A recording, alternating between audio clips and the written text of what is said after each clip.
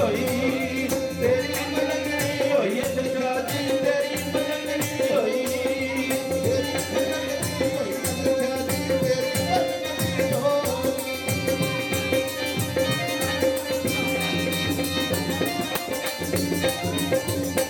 ਜੋ ਕਿਸੇ ਦਾ ਆਸ਼ਿਕ ਹੋਵੇ ਉਹ ਜਦੀ ਗੱਲ ਕਰਦਾ, ਜੋ ਕਿਸੇ ਦਾ ਆਸ਼ਿਕ ਹੋਵੇ ਉਹ ਜਦੀ ਗੱਲ ਕਰਦਾ, ਸੋਚ ਮਗਰ ਬਹਾਨੇ ਪਾਕੇ, ਸੋਚ ਮਗਰ ਬਹਾਨੇ ਪਾਕੇ ਬੰਦੇ ਹੋਤੇ ਬੰਦਾਰ ਸਜਦੇ ਮਲੰਗਣੀ ਹੋਈ ਅੱਛਾ ਜੀ ਤੇਰੀ ਮਲੰਗਣੀ ਹੋਈ, ਤੇਰੀ ਮਲੰਗਣੀ ਹੋਈ ਅੱਛਾ ਜੀ ਤੇਰੀ ਮਲੰਗਣੀ ਹੋਈ।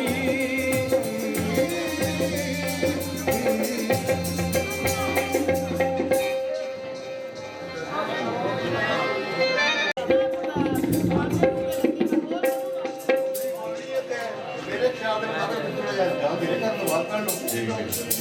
ਮੈਂ ਮਾੜੀ ਹੱਥ ਦੀ ਆ ਗਈ ਮੈਂ ਬਹੁਤ ਨਹੀਂ ਇਹਦਾ ਮੈਂ